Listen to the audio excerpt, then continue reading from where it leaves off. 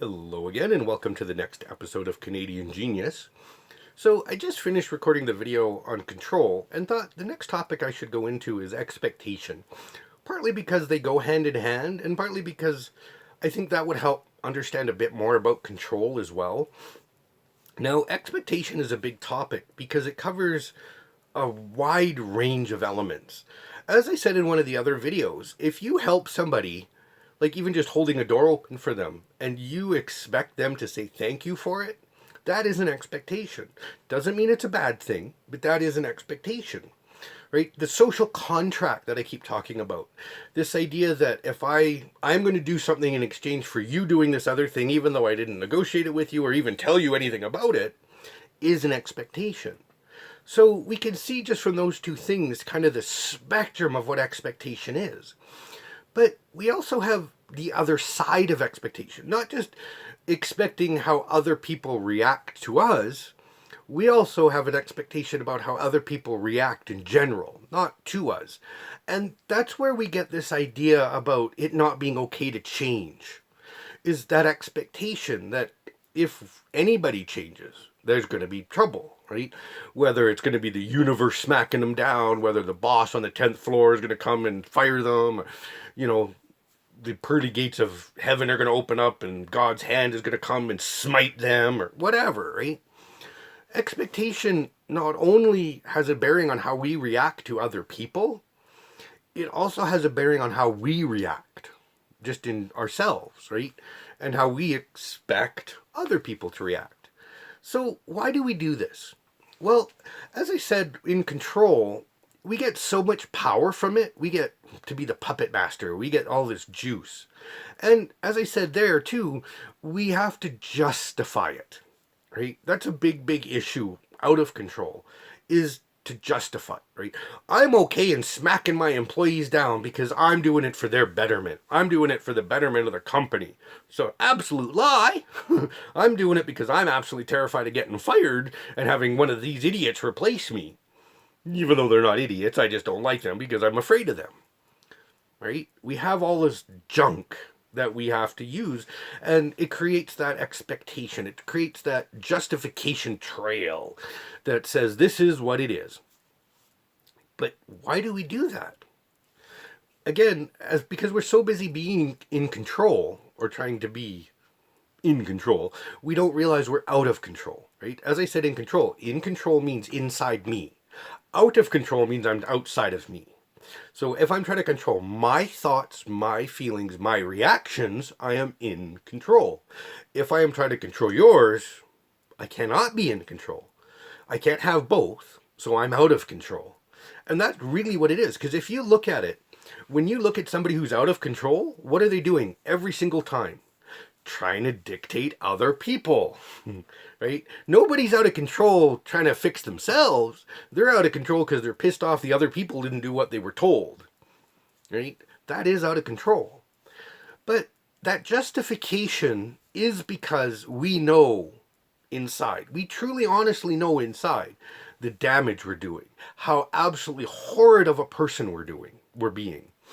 And we can't have that, because we have this mentality in ourselves that we're good, hardworking, honest people. And as I've said before, those are meaningless terms. They're buzzwords. They have no actual meaning. Because to have meaning, they have to be defined. A good person is this, this, this, this, this, this, this. We never do that. We have things that we add to it. Well, a good person is handsome. A good person is rich. Right? We don't define it. We just throw them in last second. Like, well, when we're on the spot. And 90% of the time, if you look, you don't have any of them, right? But we still do it, but we don't take acceptance of it. We don't acknowledge that it is what it is, and we don't define what it is. So we're so busy selling our souls out to this idea that isn't real that, again, we have to justify all of it. So it creates this cycle that says, this isn't acceptable, but I have to make it acceptable. Right? As I keep saying, everything is about balance, right? So you have the scale, it has to always balance. And there's what I call balanced in a non-balanced, fucked up way. Like on this side you've got a 5-pound weight, and on this side you've got like a whole crap load of 1 gram weights and 4-gram weights, and it's like there's this big, massive pile of little dinky things. They equal, but they are not equal, right? And that's what we do, because we have to have balance. It is not negotiable. So we have to have justification. But we can't have justification if we're busy trying to control everybody else. So we have to justify all of that. And we call those expectations, right? Because that's really what they are. Is they're our justification of our behavior projected onto other people to defend and protect against their actions against ourselves, even though we're the ones creating bad actions against them. I'm not going to repeat that. But that's demented, right? That flip loop back and forth, that's what expectations are, right? They're me not prepared to admit to myself what I'm doing to you. The simple version. So why?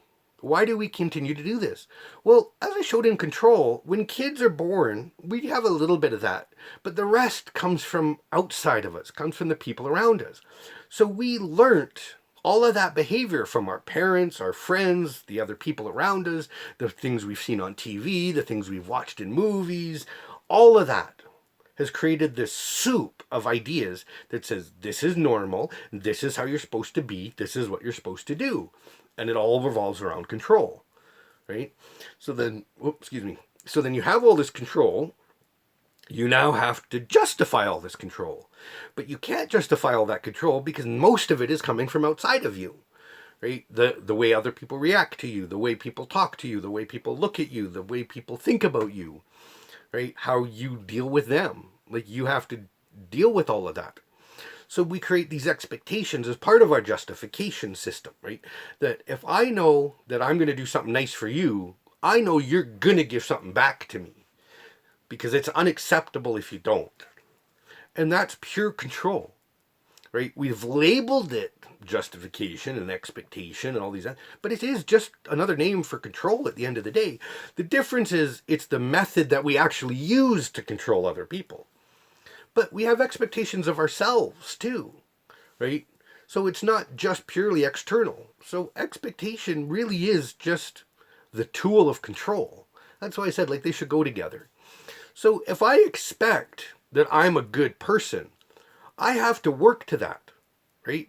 But if I have no idea what a good person actually is, then I have 100 million random thoughts, half of them conflicting with the other half.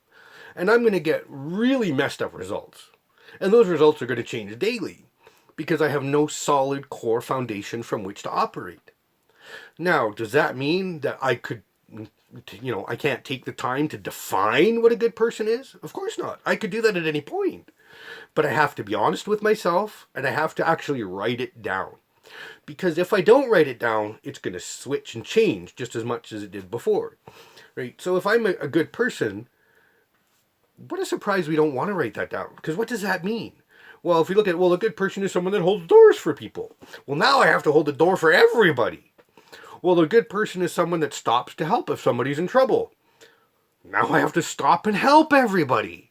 A good person is somebody that donates to charity. Now I'm fucking broke. I got to give all my money away. That's how we think. And that's essentially what a list of rules like that would mean. That's not acceptable, right? So we have to get rid of these constructs, not trying to define them, right? Defining what a good person is, like I said, is varied from each person. Right? I could find you 1 billion people, and half of what they say is a good person will conflict with what the other half say is a good person. What we need to do is learn to be me, to be you, to be yourself, right? That neutral ground in the middle, to be whoever you are, whatever that means, and be okay with that. That's the only way to get past these expectations. But we have to understand that expectations aren't just minor. Right? If I hold the door for somebody and they don't say thank you, did it really hurt me? The reality is it didn't cause me any trouble whatsoever. But up here, what happens? All this negative chatter, all this garbage, because my ego got touched. It got flipped. My precious ego that says, I am the most important person in the universe, didn't add up to me being the most important person in the universe. And so we react. Whether we actually physically say something like, "Oh, thank you," or "Yeah, you're welcome," or just internalize it like "fucking bitch." Right? We do that because of that ego, because of that sense of I am important. Now, if you've watched Mind Munchies and you've watched lesson number 1 in the progression of learning, you'll know what lesson number 1 is. I am the center of the universe. Right? So if you haven't watched it, go watch it. I'll put the link again in this video. From now on, I'm going to assume you watched it. So that's kind of the point. And you can watch the video and it'll fully explain why you have that thought. But it's perfectly fine. So one of the things about lesson number 1 is that because, again, perpetuation, because we don't see other people doing it, we don't understand that that was a perfectly valuable tool that just needs to taper and evolve into something more beneficial. I am the center of the universe. I'm okay with that. But I'm equal to everybody else in the universe. No one is better or less than me. That's what it's supposed to become. Right? That is the core of who we are supposed to be. Because we're not meant to be alone. We're not meant to be isolated. We're not meant to be separate. We're not meant to be in control of each other. We are meant to be equal in our own unique way. Just like the cells of our body. Every single one of them is different. Even though these ones are all heart cells and these ones are all blood cells, every single one of them is distinct, unique, and independent. When working together as the whole, we get this power and benefit that becomes our body. But even one piece stops working in harmony with the others and we get into trouble. And look at society. We have very little people even working together. As I said before, looking at the Bible and the Tower of Babel, like I said, that's why it's my most favorite thing in the Bible, is because it even said the same exact thing.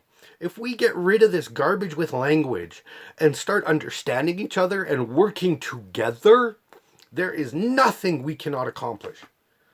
And I believe that with all of my heart, right? That, but in the Bible, the methodology was the languages like, I'll use modern ones because I don't know all the ones back then, but like English and Chinese and French and Spanish and German and Umbatu and all these other languages, right? That's what the Bible was referring to. But the reality is no two people can talk the same language, right? Even people in your same family can say the same words and you just have no clue what they're saying. Partly because language isn't expressive enough, right? There's a million things that I could be saying, but I don't have a way to say them. So I have to use these words, right? If I had the ability to project what I'm thinking using the same words, but projecting the thoughts behind them and the images and the methodologies and all these other concepts, my word would be that big, call it a millimeter, and what you receive would be about the size of a small city. Because that's the difference between information and idea. It's massive. But I can't share all of that stuff without using my words, because it's the only way we can directly communicate at the moment. Like I said, with energy and all these different tendrils, maybe in the future we could evolve to a point where that changes. Who knows? I'm not going to probably be around at that point. I don't expect that's going to happen in a few years. A few 100,000 maybe. Who knows? But, we don't have that luxury today. So we have to use words. And words are inherently wrong. Because a lot of times the same word has too many meanings. And a lot of times the person uses a word isn't the correct one. A perfect example is the word right. Right versus correct. We never say correct because it's a harsher word. It takes more energy. Right, correct. It takes effort to say correct. So we avoid it and we say right. Well, what's wrong with that? Well, right is a subjective term. Well, I have a left hand, I have a right hand, and there's actually one of the theories that perpetuates why we went through a cycle that just kind of recently ended, where you had to be right-handed, was that exact misinterpretation, that right meant right. So right-handed was right. Left-handed was wrong, because it wasn't right. And that makes a lot of sense if you stop to think about it, right? Because that's how we misinterpret things so easily. That's just a perfect example. When we say right, we're making a value judgment. Right and wrong, good and evil, right? It doesn't work. If we say correct, that caused thought. That made us pause for a second and think about what we were saying before we answered and said it was correct. So why don't we do that? Well, like I said already, it takes effort. It takes thought. And we don't want to do that because that requires putting in a lot of effort. And we expect, going back to the actual topic of this video, that that's what everybody else is doing. Right? That's kind of that expectation. And the reality is they are. People use sloppy language because other people use sloppy language. A perfect example of that, that form of perpetuation, is go for a drive. Look at how many people drive exactly the same bad way as everybody else. Every single one of those people didn't start out a bad driver, not typically. I mean, there might have been a small handful, but look at your history at being a driver. Did you start out as a bad driver? You start out as an experienced driver, but you got taught, you got lessons, or somebody taught you the basics, you read the books, you passed the test, you were probably an okay, you weren't a great driver. No kid starts out a great driver, but you were okay. Then what happened? You watched everybody else drive. All of their bad habits, all of their stupid stuff. You know, you went from stopping at the stop sign to just passing through because that's what everybody else does. And that's what we tell ourselves. So we expect other people to be horrid, bad drivers. We expect other people to be horrid, bad speakers. So it makes it okay for us to do it. That's the justification. That's the acceptance. And we make it okay because I'm a good person. And in the back of my head, all of these other people are good people. They're not. But, they're not. They're not. Right? We have that dichotomy, but we can kind of lie to ourselves that they're good people. Wink, wink. So we tell ourselves that it's okay, I do it too. And just like them, you can't be a good person if you're doing it. Because you're hurting people. Right? I'm going to do a whole video on driving. Because realistically, if you do the math, just as a quick segue to it, 90% of accidents are both predictable and preventable. So that means 90% of the stuff that happens on the road is your fault. Not anybody else's, yours. And all it takes is 1 second of not paying attention at the wrong time and accident happens. So, why does that matter to expectation? Well, because expectation is what allows us to do that. I expect to be able to do what everybody else does. I expect everybody to be relatively equal. Right? I know these people are better than me because I said they were. My boss, the Pope, the King, you know, whatever. They're better than me. I expect these people to be less than me. The garbage man, the sewer worker, you know, they're less than me.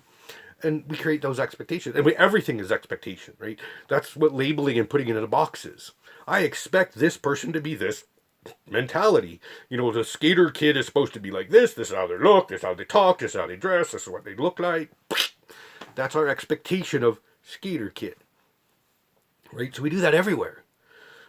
Well, if we get rid of that garbage, if we get rid of that control and just say, I'm allowed to be me and they're allowed to be them, and you get rid of all of this expectation junk, one of the things you'll find is that you're not worried so much about what everybody else is doing.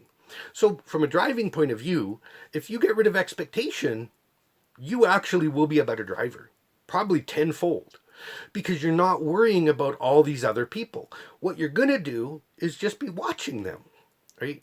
Because there are so many bad drivers out there. You have to be observant. But if you're busy expecting to be like everyone else and expecting them to be bad drivers, you're not really looking at them.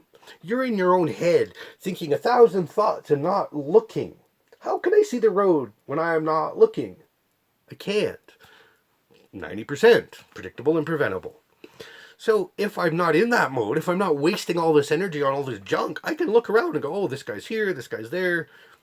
I'm safe. Oh, this guy's going to move. Right? I'm not going to try and cut him off. I'm not going to try and punish him. I'm not going to try and make him suffer. I'm just whatever. Because I'm happy with myself. And that's a hard place to be. And when I do the video on driving, I'm going to actually show you a couple of really powerful tools. It's amazing how driving has become such a massive component of our identity in pretty much almost, I think, most countries. That just from the car, we get huge insights into ourselves, of so much we can learn just from how we are in the car. And I'll get into that when I do that video, because I don't want to give it away now. So expectation is something that we need to overcome. It's something we need to get rid of, because it creates too much trouble, right? There is a point that a form of expectation is okay, but it's not really expectation. An example of which would be a transaction, right? I'm buying this from you in exchange for money. That's a form of expectation, but it has nothing to do with expectation, right? Because I'm expecting to buy this in exchange for money, and you're expecting me to buy it in exchange for money. But it's not an expectation, it's a transaction, it's a commitment. And that's the difference, is that both parties are involved, both parties agree, both parties have had a say, right? The store person had a party in saying that yes, you could buy it, and yes, it was this price. You have a say in that I am going to buy it, and I am going to buy it at this price.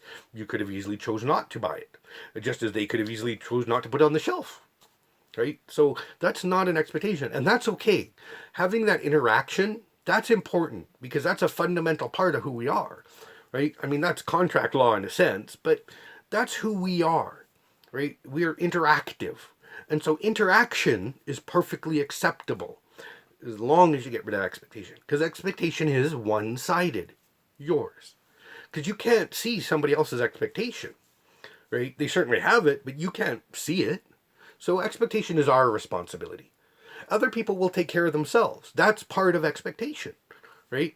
That if I'm dealing with myself, they have to, no, they don't have to do anything. That's expectation. I'm dealing with myself. End of story. No add-ons, no justification, no addendums, nothing. Just, I'm dealing with myself. And again, you get back to that neutral zone. And when you're in that neutral zone, I mean, I can't express enough how much life is going to improve for you. You just can't imagine how much energy you're going to have getting rid of all that junk. And your relationships will change so much, because you're not waiting for somebody to drop the other shoe or hurt you or take advantage of you, because that's all expectation, right? You just accept whatever happens. And it'll also teach you how to be light on your feet, because you're not weighed down by all this junk, right? So if something happens, you'll deal with it. And that's a big expectation factor that people really don't want to accept, that we're capable of that, right? We look at people that can just go with the flow and just take it as it comes as being the most amazing people. We're built that way. We're designed for that. That's why we have this brain, and it is fast to keep us up to date, to allow us to react. Could you imagine if we were back in the Stone Age and a tiger came jumping at me to eat me, and I went, wonder what I should do? Should I run? Should I fight back? By the time you got to the wonder what, your food, right? He's having to have a really good chow on your head. Our brains are designed fast, because we couldn't survive without that fast. So we're designed to be light on our feet. But it's all this stuff that weighs us down, all this expectation, all this justification, all this garbage that prevents us from being light on our feet. Because we have to wade through it all to get to our brain. Right? It's like, oh, I hate this job, and what's going to happen? It's like, oh, finally, what should I do with this tiger? Right? Instead of just, what should I do with this tiger? So there's a huge amount of stuff that you can junk from your life, and not one piece of it will cause you anything but happiness. You will feel vulnerable. You will feel open and exposed. But again, the expectation is someone's going to take advantage of that. I heard a lot of people talking that way in their head, or even saying it out loud. That's expectation. And as long as you have that expectation, you'll never open up. You'll never let your guard down. You'll never be vulnerable. But once you get to open and exposed and vulnerable, you'll find your brain works better. You'll find that you'll have options. Somebody comes up to talk to you, and it's not going to be like, as you're sitting there looking at all these issues, it's like, yeah. And you can deal with whatever it is they have to bring to you, right? You're so much freer. I mean, again, words just don't have the power to convey it properly, right? Words are just so limiting because they have such a limitation to them. But trust me when I say, the stuff that you will gain is just insane, right? Just by being open and honest. Get rid of all this control. Get rid of all these expectations. Get rid of all this justifications. and just be happy to be you, whoever that is. And make sure it's always okay to be you, whoever that is. It doesn't mean it's always going to be that way, right? I keep saying it over and over and over again. Just because you are the way you are doesn't mean it has to stay. Right? Making it okay means it's okay to look at, it's okay to talk about, it's okay to change it. That's what making it okay is.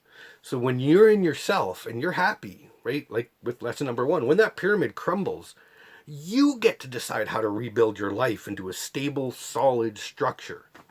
You get to be you in that case. You're no longer the justifications and the issues and the fears and all this other junk. You're just you. That's it. And that is the most powerful thing in the universe. Because when you are you, when you become who you were born to be, you will uncover things about yourself you couldn't even begin to imagine. I really think that we have so much more capacity and potential than what we realize now, today. But because we're so busy with all this other junk, with all this other garbage, it holds us back. And I'm not sure where a lot of it comes from. I think a lot of it is the perpetuation of some of the garbage that has happened out of church in the past. If you look at what we call the Dark Ages, that was a time when, people were literally persecuted for having a thought, right? And that lasted a long time. That lasted a good span of our evolution and wasn't terribly long ago in the grand scheme of life. And so I think that's a part of it.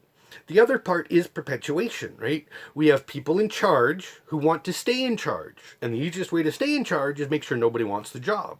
The easiest way to make sure nobody wants the job is to make sure no one cares.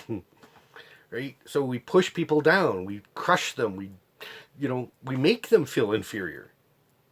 Right? Who am I to do any of this? Well, so between the two, we've become these sheep, become these worthless human clones of ourselves because we're not prepared to be ourselves, right? And if you look at it, what a surprise that that's the main methodology all our advertising is based on. You are not good enough unless you have a Coke. You are not good enough unless you wear makeup. You are not good enough unless you weigh 10 pounds, right? What is our message that we're getting across? You are not good enough, period. And we buy it. Because we buy the Coke, we buy the makeup, we buy the weight loss products. There are people who can benefit from them and need them. Nothing wrong with Coke. I'm a Pepsi drinker. I don't mind Coke, but I prefer Pepsi. And there's nothing wrong with it, provided how much of it, right? Everything in balance and moderation. But all of these people, and it's not just them, it's everybody. Look at every commercial that comes out and look at it openly and honestly, and everyone is saying the same thing. You are not good enough the way you are. Everyone. Because it's the only way they're going to get you motivated to do something.